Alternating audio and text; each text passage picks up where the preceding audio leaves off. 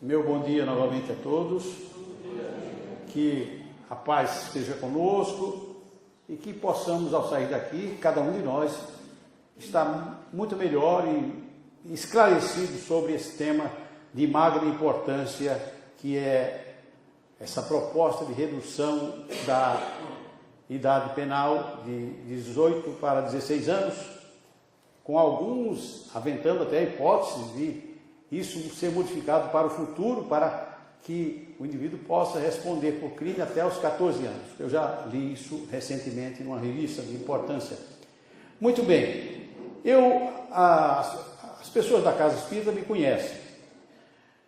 Eu sou totalmente contra armas.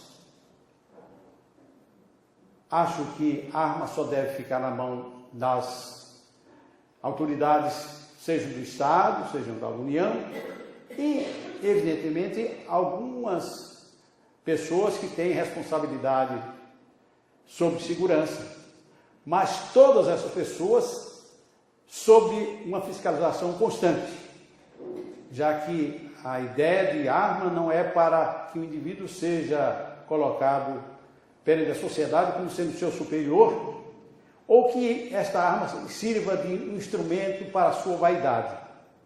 A arma colocada na mão de uma pessoa é um instrumento, se ele for um agente público, seja da polícia, seja das Forças Armadas, seja até um agente da empresa privada, aquilo é efetivamente para servir de segurança para a coletividade e não de vaidade para o indivíduo. Então, essa é a minha ideia. Sabendo, entretanto, que a indústria de armas na terra é aquela que faz guerras e acaba com guerras e faz novas guerras, porque isso é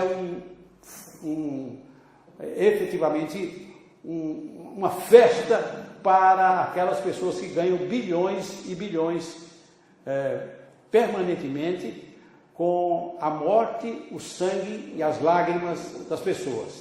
Só que me dói muito quando vejo que nenhum estudioso da Terra, nenhum grande jornalista levanta esse problema. Quem ganha com a morte? Não é aquele que puxou o gatilho. Há indivíduos por trás que deverão, de acordo com o ensinamento da filosofia espírita, responder por muitas vidas ainda. Mas nós sabemos que daqui a uns 1.500 anos, 2.000 anos, nós teremos muito menos armas na face da Terra. Teremos outros processos, mas a arma, aquela que faz com que o sangue jorre, a lágrima caia, os familiares, os amigos desapareçam, isso aí vai cair efetivamente.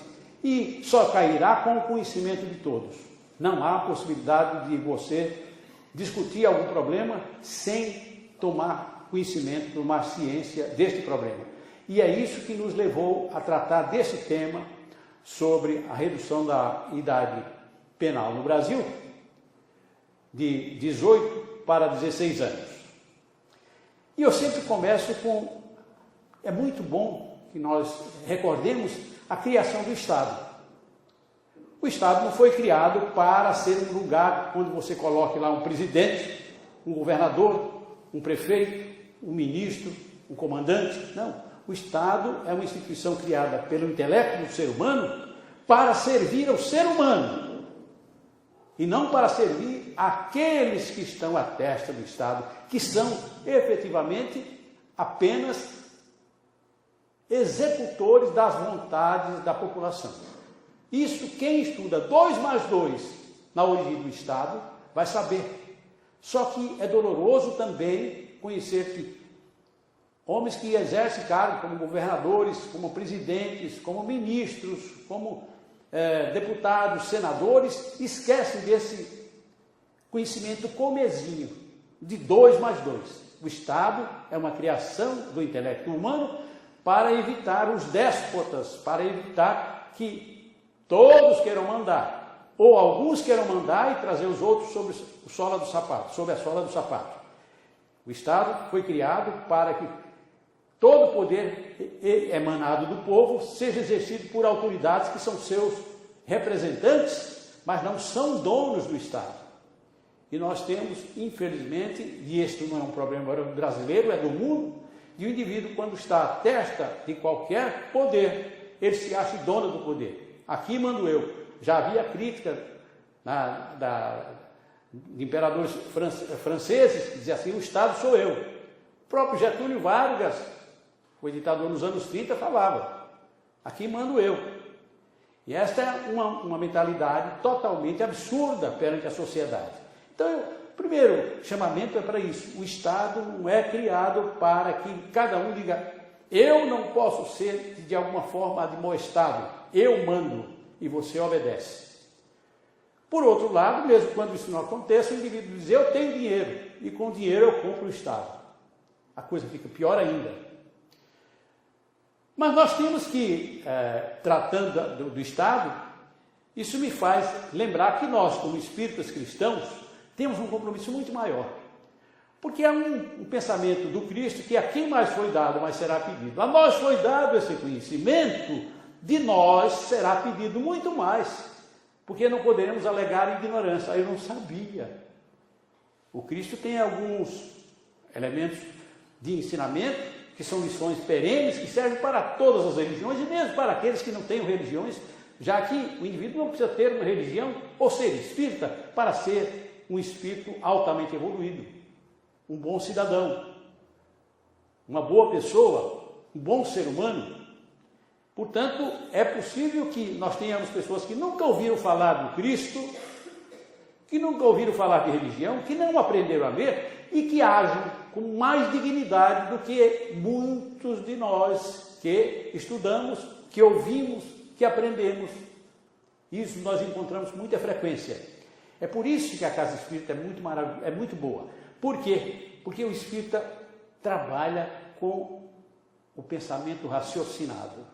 Eu não tenho que repetir o que todo mundo já repetiu. Eu tenho que pensar, colocar sobre o crivo da minha razão e dizer assim, isso é certo, isso é correto. E aí eu me coloco não no lugar daquele que eu estou criticando, mas me coloco no lugar do criticado. E eu, na situação dele, como me sentiria? Isso é maravilhoso. Você tem a lei divina sobre você, pairando sobre você, a todo instante, onde você estiver. Não precisa de professor. Isso é maravilhoso. Porque, às vezes, o nosso egoísmo, né, a nossa vaidade, faz com que nos esqueçamos do ensinamento do Cristo, né? Orar e vigiar. E, portanto, temos que correr atrás do prejuízo depois que esse já aconteceu. Tem um dito popular, você fechou a porta depois dela ser arrombada, né? E essa realidade nos coloca diante de uma outra lição do Cristo, que nós devemos buscar permanentemente a verdade. E a verdade não é uma coisa instante, que eu aprendo e essa é a verdade para a eternidade. A verdade está sempre se modificando, se quisermos que ela se modifique para melhor. Tem um pensamento, eu sempre repito, o pensamento do Jiddu Krishnamurti, que não era cristão, mas ele fala assim, se um ser humano ler todos os livros que já foram publicados sobre a face da Terra e os decorar, nem assim ele pode ser chamado de inteligente. Porque inteligente é aquele que está sempre em busca da verdade. Isto aí é uma verdade absoluta. Inteligente é aquele que busca a verdade. A verdade não é o que João me falou, que José me falou, que Maria me falou, que o meu pai disse, que o meu professor disse. Mas é aquilo que eu, depois de absorver, coloco sobre o meu crivo da razão e pergunto, isso é bom para todos? Ou isso é bom para a maioria? Ou isso é bom somente para mim? Se for somente bom para mim, eu sou um egoísta perverso, que vou só me beneficiar. Então, esta é a realidade. Então, o Espiritismo coloca diante de nós essas verdades que nós devemos buscar. E eu me lembro que isso me faz lembrar de um congresso, um seminário de que eu participei em 1992, portanto, há 23 anos atrás. Imagine um desconhecido no Centro das Indústrias, no estado da Paraíba, num seminário sobre os fatores psicológicos do crime no Brasil. Imagine as pessoas que lá estavam. Um deles, os senhores conhecem muito bem, era o então senador Fernando Henrique. O outro era o professor Miguel Reale Júnior. O outro era o professor Dalmo de Abreu Dalari. O outro era o senador Vital do Rego, que hoje é ministro do TCU, Tribunal de Contas da União. Portanto, o único desconhecido, na verdade, era esse cidadão aqui. Está lá no cartaz de Ismael Moraes. Quem é essa figura grotesca? Pois bem, e ali foi o primeiro momento em que a gente, graças ao Espiritismo, graças a esse pouco de conhecimento, e que eu continuo procurando aprender, me permitiu intervir numa questão formulada por uma senhora que era colocada pelos estudantes do Centro Acadêmico Sobral Pinto, da Faculdade de Direito da Universidade da Paraíba, e eles colocaram o representante dos pedreiros, o representante dos lenhadores, o representante, e puseram uma moça como representante das prostitutas. Mas os estudantes fazem aquilo e a gente entende que é para chamar a atenção. E uma moça, mais ou menos, devia ter uns 25, 26 anos, mas parecia ter 40. Pela idade, pela forma dela falar. E foi quando ela fez uma pergunta para um dos palestrantes naquela noite, que estávamos eu e esse palestrante, o procurador de Justiça e deputado federal, Hélio Bicudo. E depois que eu falei e tal, ele falou também. Aí ela falou, eu queria fazer uma pergunta para o doutor Hélio Bicudo. A pergunta dela foi, doutor Hélio, por que é que a polícia persegue as prostitutas? Um auditório lindo, tapete vermelho, mais de 500 pessoas. E eu notei que a pessoa neste momento não soube o que responder. E foi a grande oportunidade que eu digo, Deus me deu, os Espíritos me deram, deve ter alguns anjos ali que me auxiliaram nesse momento. Então, falou, não, eu acabei com os matadores de São Paulo, etc, etc, etc. Mas não foi isso que ela perguntou. Por que a polícia persegue as prostitutas? E eu digo, é uma oportunidade, eles nunca mais vão me chamar para um congresso desse, e especialmente num auditório lindo assim, tapete vermelho. Né? E eu fiz uma pergunta chocante. E vou fazê-la aqui, para depois começar a conversar sobre o problema da liberdade penal. E eu fiz uma pergunta da moça interessante, mas eu faria uma pergunta para o auditório, para todos nós aqui. Quem é aquela pessoa que hoje, estando grávida, uma mulher esperando por um filho ou uma filha, vire-se para o seu marido, para os seus amigos e diga assim, eu não vejo a hora de nascer essa criança para ser criminoso ou prostituta. Alguém dos senhores já leu isso em algum livro, mesmo de ficção? E eu olhei para o auditório e notei que foi doloroso. Eu sei que é uma pergunta dolorosa para um auditório chique, todo mundo de gravata, etc. Pois é, isso acontece não porque a criança é que vai nascer, porque o pai, a mãe, o avô, quem quer que seja queira. Isso acontece por nossa culpa. Aí me coloquei, nossa culpa. A moça começou a chorar. Quantas são as crianças que, nesse momento que nós estamos aqui bem vestidos, eram umas 9 horas da noite, essa criança está aí sem comer, com 9 anos, 7 anos de idade, se submetendo à vontade de determinadas pessoas. E depois, o que é que nós fazemos? Quando encontramos essa menina com 12 anos, com um vestidinho curto, de dentro do nosso caso, olha lá, uma prostituta. O que é que nós merecemos se nos colocamos como religiosos cristãos? Aí, o choro da moça aumentou, e aquilo para mim foi o maior prêmio que eu recebi na minha vida. Porque há muita gente que consegue criticar e o Espiritismo é muito mais avançado porque ele nos permite que nós não abramos a boca, mas nós possamos atingir os outros como metralhadoras pelo nosso pensamento. É por isso que ninguém sabe por que é que está sofrendo. Eu não fiz nada, ninguém me viu abrir a boca, não levantei o dedo. Mas você, com o seu pensamento, você reprova ou aprova.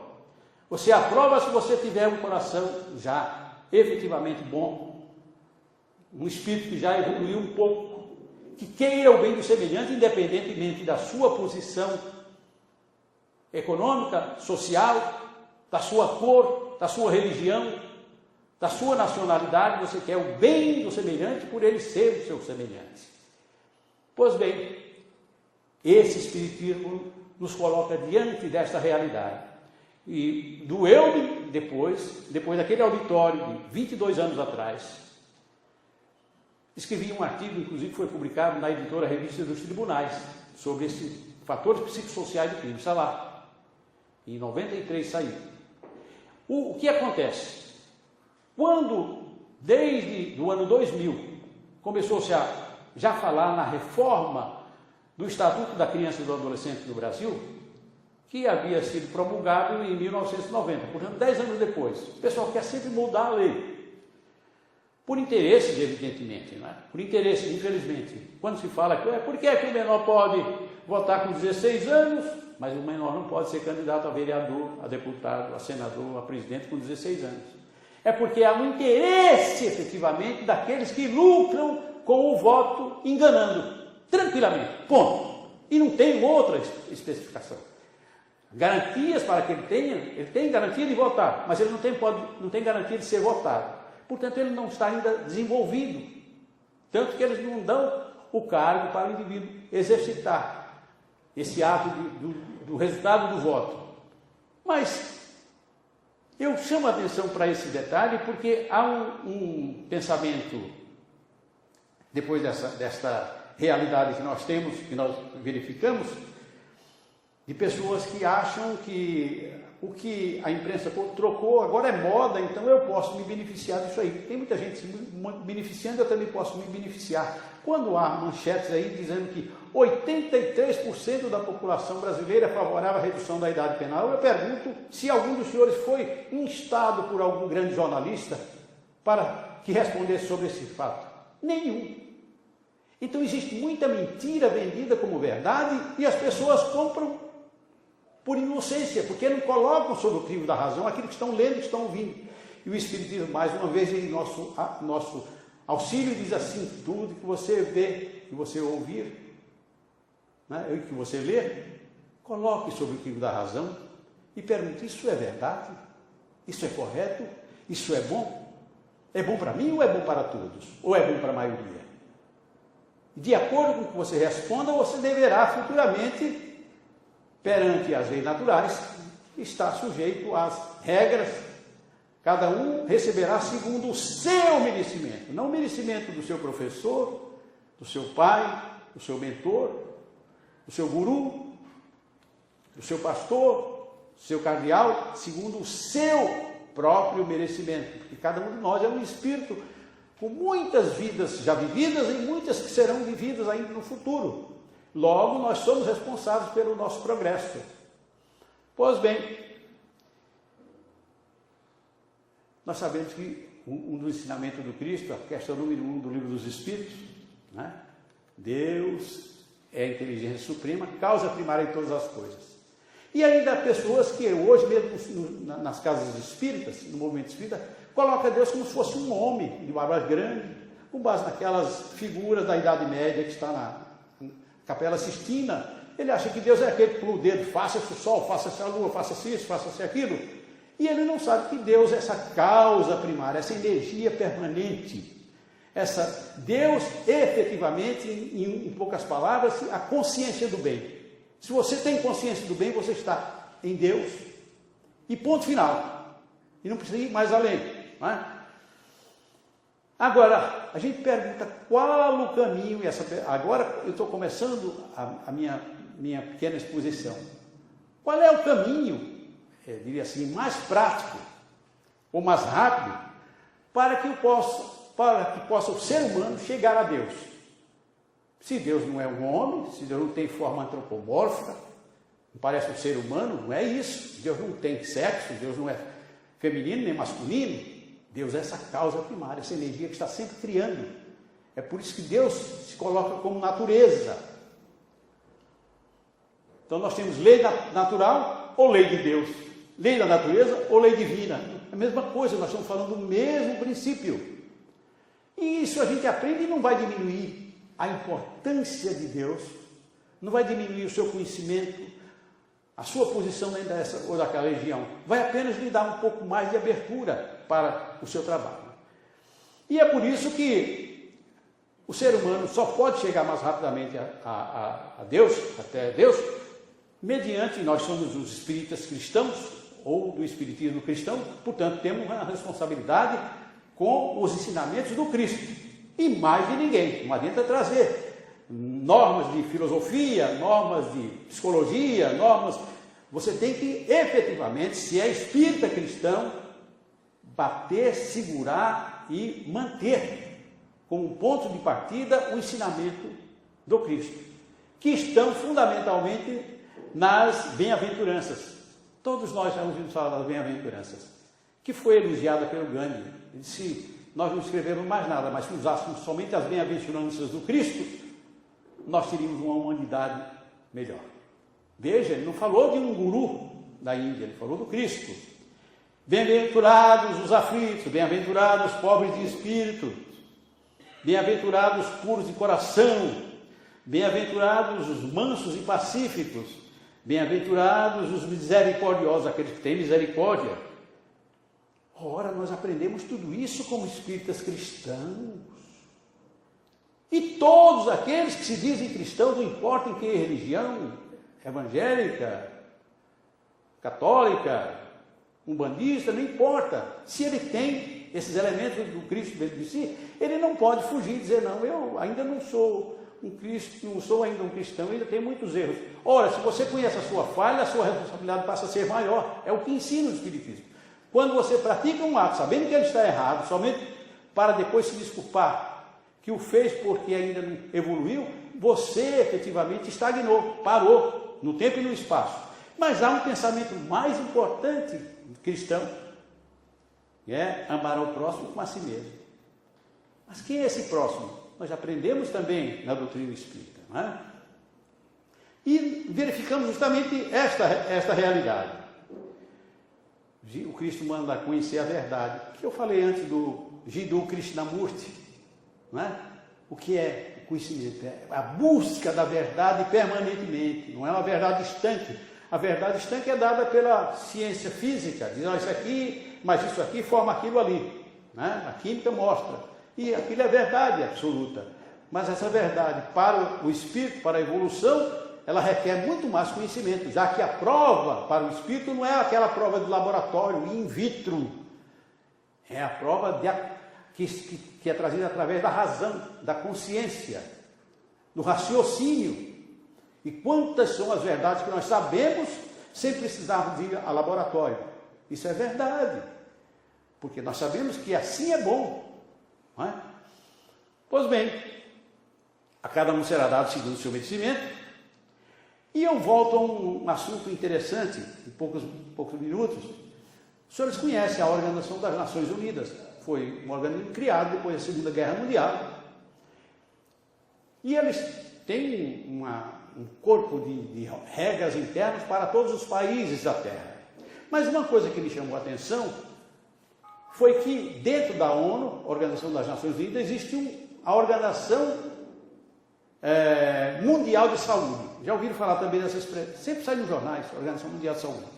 E para a Organização Mundial de Saúde, só existe saúde plena, quer dizer, saúde total, quando ela engloba a tríplice visão da saúde, que é a saúde física, a saúde mental e a saúde social. Aliás, um dos temas que eu falava aqui é sobre a idade física, idade mental e idade espiritual. Veja que a ONU coloca que o indivíduo só pode se dizer efetivamente com saúde se ele armazenar em si mesmo a saúde física, que é a conformação física, corpo, sangue, músculos perfeitos, né? E aí ele tem saúde física, saúde mental, quando ele sabe partir do conhecido para o desconhecido, distinguir o certo do errado, ele está usando justamente da saúde mental. E ele só tem a saúde completa quando ele chega a ter a saúde social. Agora que vem a situação, ninguém no mundo tem saúde social. Porque você pode ter a saúde física, ser um super-homem, ter uma inteligência suprema, ter um conhecimento maravilhoso, ler todos os livros, saber inúmeras línguas. Mas você, aliás, a inúmeras línguas pertence ao conhecimento intelectual, mas você está perfeito, ninguém vê um defeito em você. Você tem saúde física, você corre, pula, mas você não sabe pensar. É cretino na forma de pensar. Tão bonito, mas tão burro, né? Tão bonita, mas tão cretina. Isso é horrível, certo? Isso nós sabemos. Vemos, nós conhecemos isso aqui, todos nós conhecemos, ninguém tem dúvida em relação a isso. Mas também você pode ser um homem de mente, uma mulher de mente brilhante, conhecer todas as línguas, todas as ciências, todas as filosofias, e, em razão do problema de uma deficiência física, você não sabe se comunicar. Você falta-lhe as mãos, falta a audição, falta-lhe a visão. Você fisicamente está pela metade ou menos. Então você tem conhecimento.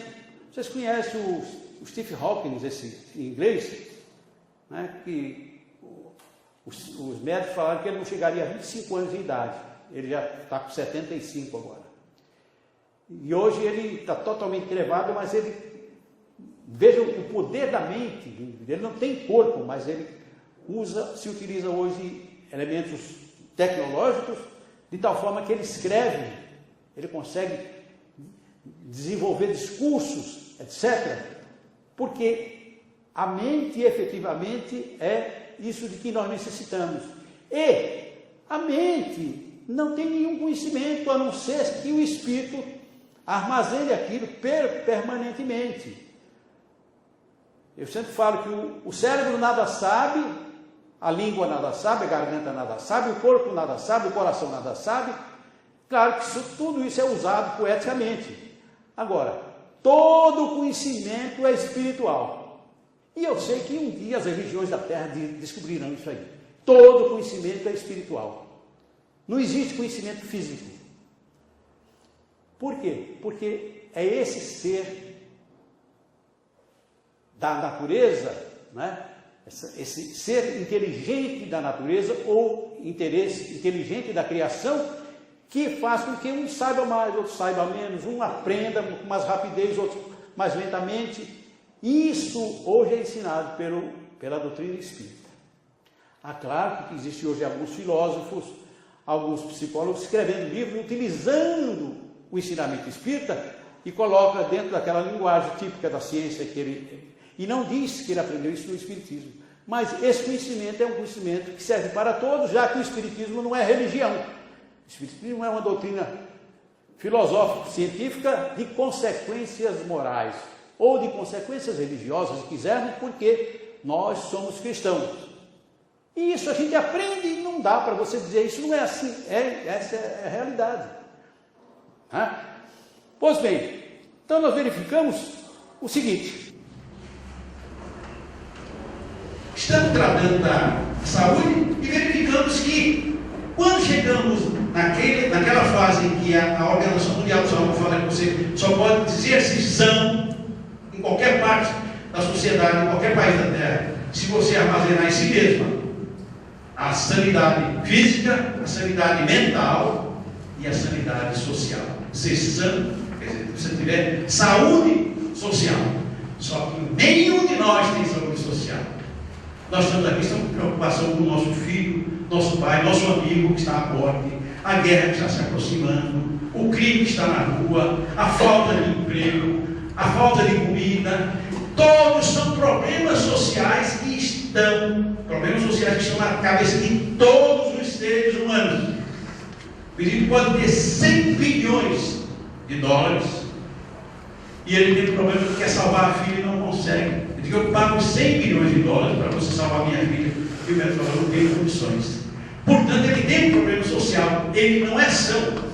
A humanidade toda tem problema. E entre nós, uma das causas dos problemas sociais tem sido utilizado ultimamente já faz muito tempo, por políticos inescrupulosos, por jornalistas inescrupulosos e até por alguns escritores inescrupulosos, para dizer que tudo decorre da insegurança, da violência e do crime.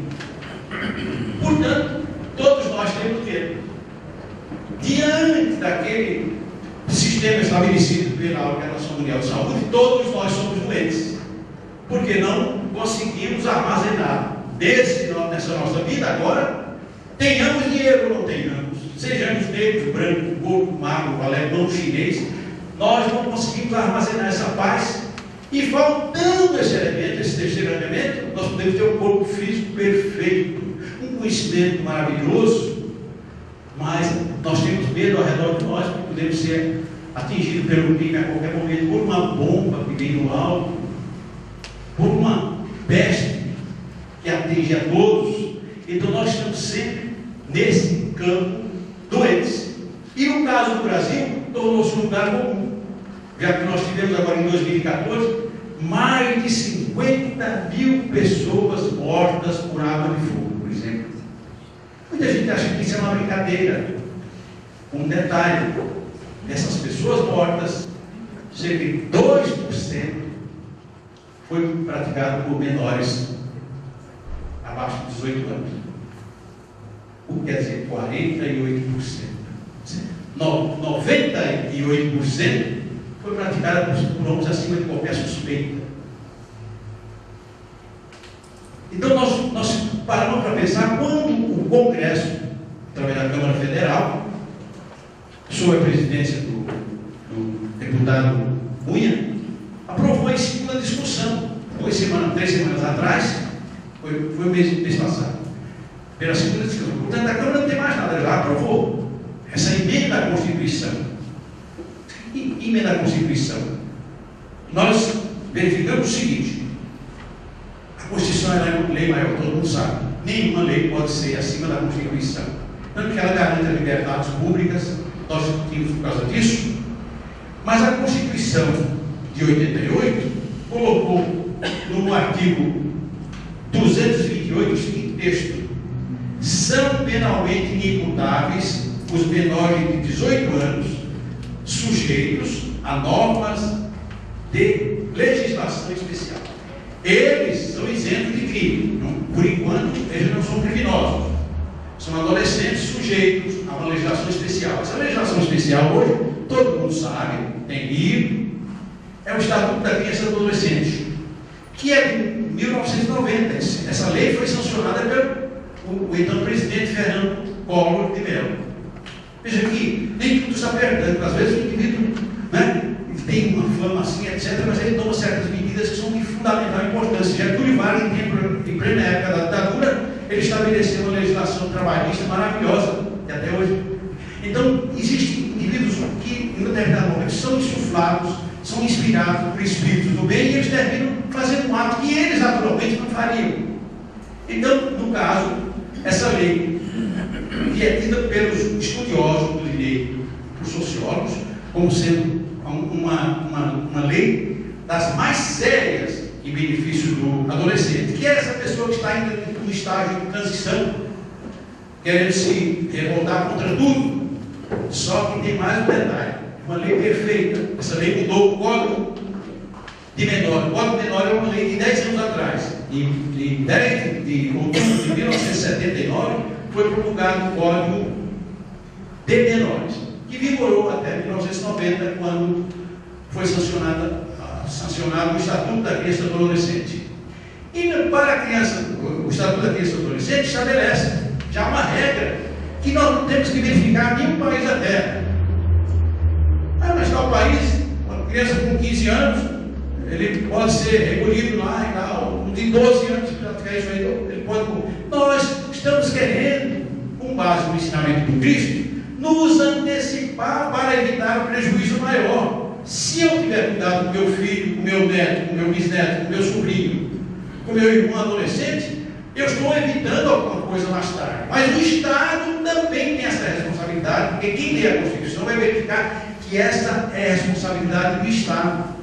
Eu até marquei aqui, veja, é dever da família, diz a Constituição no artigo 227, é dever da família, da sociedade e do Estado assegurar a criança e ao adolescente com absoluta prioridade o direito à vida, à saúde, à alimentação, à educação, ao lazer, à profissionalização, à cultura,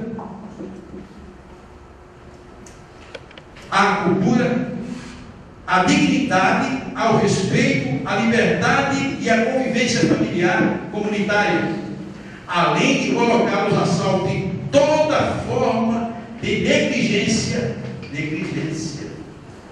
discriminação. E todos que falam que o menor merece cadeia, ele já está com o seu pensamento preordenadamente voltado para ali. Quer dizer, discriminação, exploração, violência e crueldade ou opressão.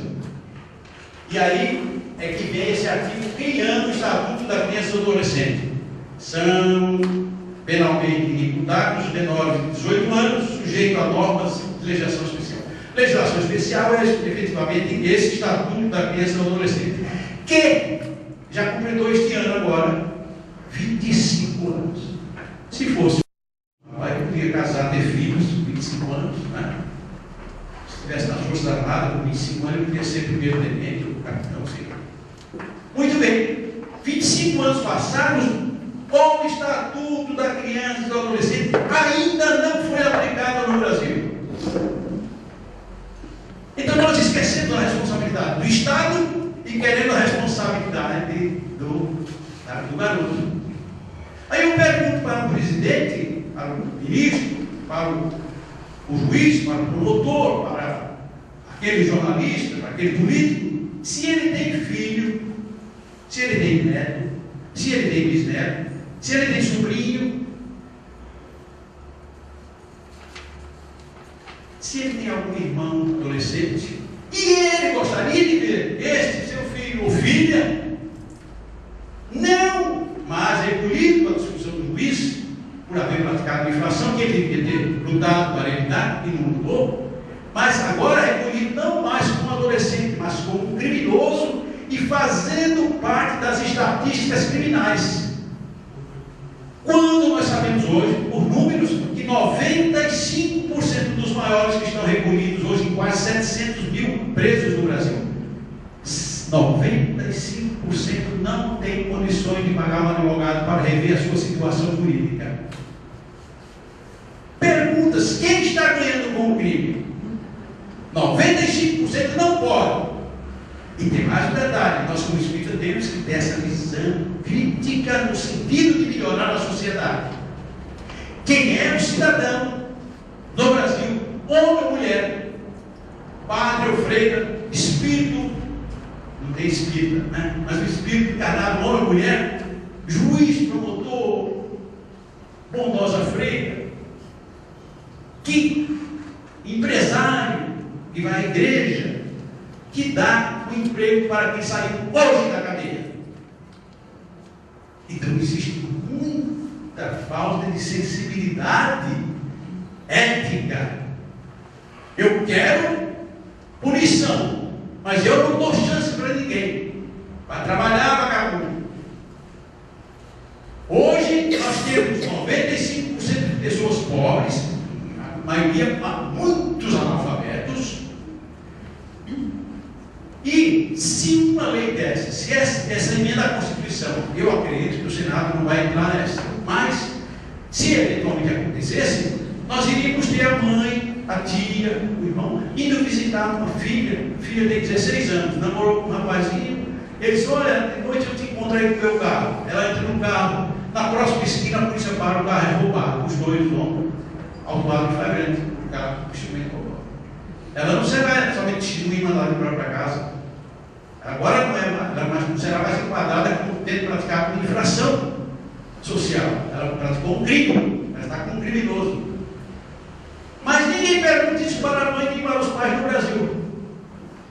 Ninguém faz uma enquete, você é a favor? Agora, se sua mãe, ou se sua filha, se seu filho, se seu neto, se seu bisneto estiver nessa condição, você aceita? Imagine uma mãe tendo que visitar um filho ou uma filha com 16 anos e meio, 17, dentro da cadeia, tendo que tirar toda a roupa para entrar no presídio. E ninguém pergunta isso de forma assim, absurdamente verdadeira, para que as pessoas parem para pensar. Ninguém quer pensar nisso aí. Então, nenhum político aceita perguntas dessa natureza. Infelizmente, essa é a realidade. Mas o Estatuto da Criança e do Adolescente, até agora, não foi aplicado. E tem um texto do Estatuto do Adolescente que eu anotei agora. Ele deverá, todo adolescente hoje, pela lei que nós temos, ele deverá ter escolarização e profissionalização. Os recolhimentos de menores hoje no Brasil, que existem adolescentes, são presídios. As pessoas que fazem concurso querem emprego para ser agente de segurança de adolescente, só que ele não está preparado psicologicamente. Quando a mocinha daquela que passou no concurso, o rapaz recebe um palavrão por parte desse menor, 16 anos, 17, responde com um tabete na cara. Isso no Brasil inteiro. Não é por acaso. Todo lugar. Então, esta é uma realidade dolorosa. Então, eu quero, qual é o pai que gostaria de ver seu filho, sua filha, seu neto, seu bisneto, seu sobrinho, numa cadeia? Cadê aquele seu filho? Ele se envolveu aí com os problemas, está na cadeia. Bonito, maravilhoso. E aí ele se diz cristão. Certo? Então, a grande questão é essa. O Estatuto da Criança e do Adolescente me chamou a atenção um artigo que eu li na jornal Folha de São Paulo há uns 10 anos atrás, quando estava todo mundo falando desse assunto.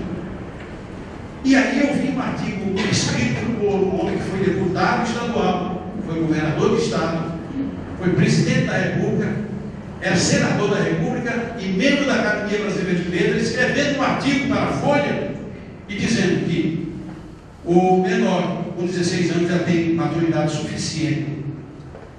Ele pode votar, ele tem maturidade suficiente para ser responsabilizado pelo crime. Este cidadão, eu respeito pela idade, chama-se José Sarney, e ele foi governador do estado que, de acordo com o levantamento do Índice de Desenvolvimento Econômico, é um dos estados mais atrasados do Brasil, que é o estado do Maranhão, bonito, etc., em plena área amazônica. Pois bem, nós tivemos agora recentemente os jornais trazendo aquele presídio de Pedrinhas, todo mundo falou, os presidiados cortam na cabeça dos companheiros. Ele não tem a quem recorrer.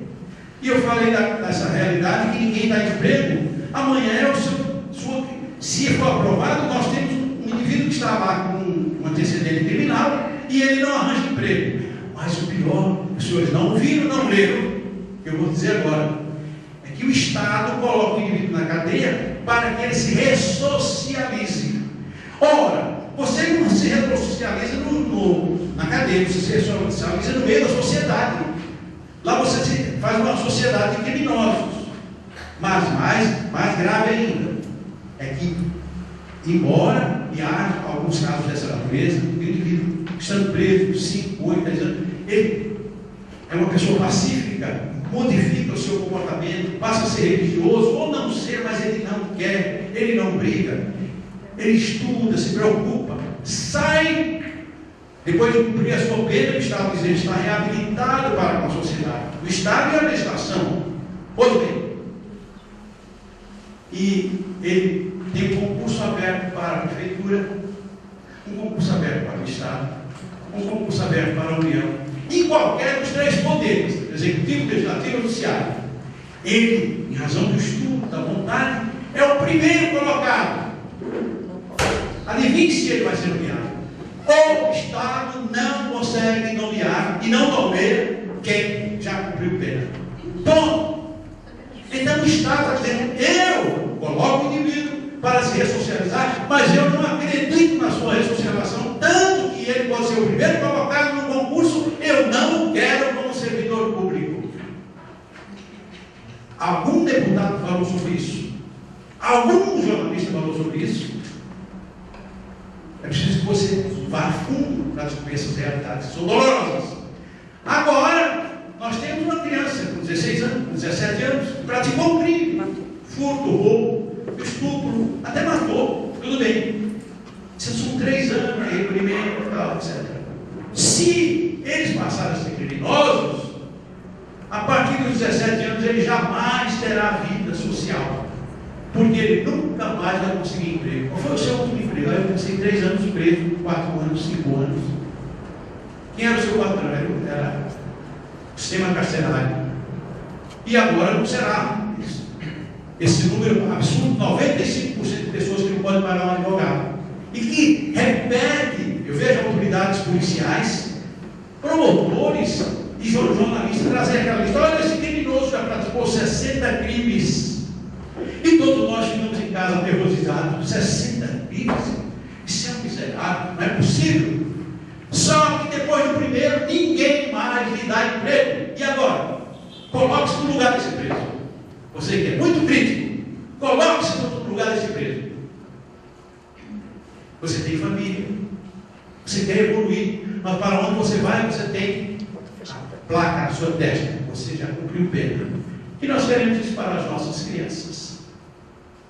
E não ver um deputado, mesmo da oposição, que são contra isso aí, levantar esse problema no Congresso Nacional. Tá certo? Então nós verificamos esta realidade. Nós, essa quantidade de pessoas encarceradas que não têm condições de voltar ao sistema de trabalho, nós temos que ir para aquele tema para o tema que foi colocado aqui, que é a idade física, a idade mental e a idade espiritual. Isso aí diz respeito, efetivamente, à nossa condição de espíritas em evolução. Idade física é aquela idade nossa aqui. Nós podemos ter 30 anos, 20 anos, 5 anos, 60, 100 anos, eu estou com quase 80. E essa é a idade física. Todos nós conhecemos. Nós temos nascimento, vida e desencarne, morte física, parte física. Mas a nossa idade mental, nada impede que o indivíduo tenha uma idade mental, ele esteja com 40 anos, ele tem uma idade mental de uma criança de 3 anos, que ainda não sabe falar. E quantos são aqueles que hoje não têm condições de se comunicar? Precisam de especialistas, psicologia aplicada, para que eles possam se comunicar, porque eles não conseguem falar, não conseguem ler, não conseguem ouvir. Então eles têm um corpo, está um espírito neste momento passando por provação ou expiação. Eu tenho um corpo, mas eu não tenho o conhecimento, não posso me manifestar, não tenho condições de conhecer. Então nós verificamos, por exemplo, as casas André Luiz, casa de Davi, vocês chegam lá, tem pessoas que estão ainda num estágio mais ou menos animalesco da pena, andando em quadro, no chão, não sabe o que é água, não sabe o que é comida, não sabe o que é esterco, estão lá.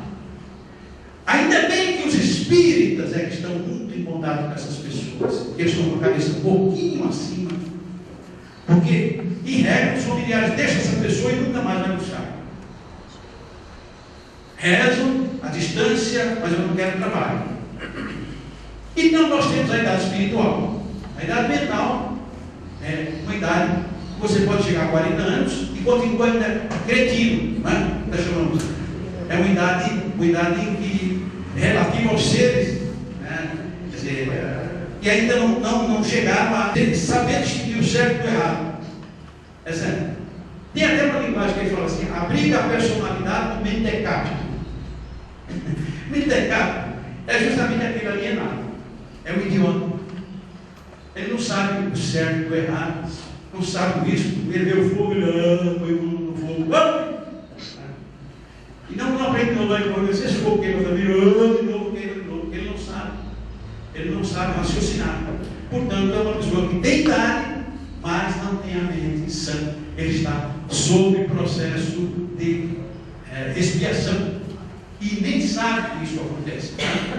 E temos a idade espiritual que todos nós conhecemos. Já tivemos muitas vidas espirituais antes. E teremos muitas depois, estamos tendo essa para aprendizado. E agora podemos aprender a espalhar para que as pessoas não mandem as crianças para a cadeia, para o presídio. E a gente, a pessoa mandou uma carta para a Rua Nova, falando comigo: eu sou espírita e sou cristão, mas sou favorável que o menor tenha que ir para a cadeia. Só falou assim: quero que corte o pescoço. Então essa é uma ideia absurda de um indivíduo que não pensa como ser humano e que tem à sua volta uma quantidade de seres humanos que precisam da sua ajuda. Muito bem. E o que é adolescente? Tá? Já passa 5 minutos? Fala o seguinte: nós temos um adolescente, né? Para o estatuto da criança e adolescente, a adolescência vai dos 12 aos 18 anos. Foi bom até estabelecer isso aí, né? No estatuto da adolescência. Depois dos 18 anos, ele já pode ser responsabilizado, evidentemente, pelos seus atos e, portanto, inclusive por filho.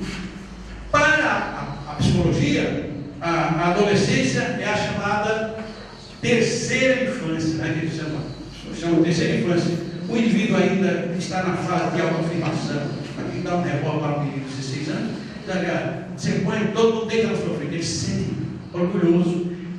Eu propus a mudança do Código Penal para que todo indivíduo maior que se utilizasse de uma criança ou de um adolescente para praticar um crime, ele respondesse o crime que ele praticou com 50% de acréscimo. Aí eu sei que esse projeto deve estar já está em andamento, mas ninguém quer cuidar primeiro do adolescente. Eu quero aprovar a redução da idade penal. Então nós verificamos que para a psicologia, justamente essa pessoa que está em fase de choque com o meio social, mãe, pai, a sociedade, ele está totalmente brigando com todo mundo. E nós precisamos, os pais têm uma responsabilidade muito grande, porque o exemplo é o fundamental. E às vezes, o mais exemplo que você ter, mesmo assim, o espírito é um espírito cobrador. Até isso o espírito é maravilhoso. Aquele que veio para a sua casa, né? Você criou um carinho, a mãe deu seio, o pai colocava a fraldinha, etc.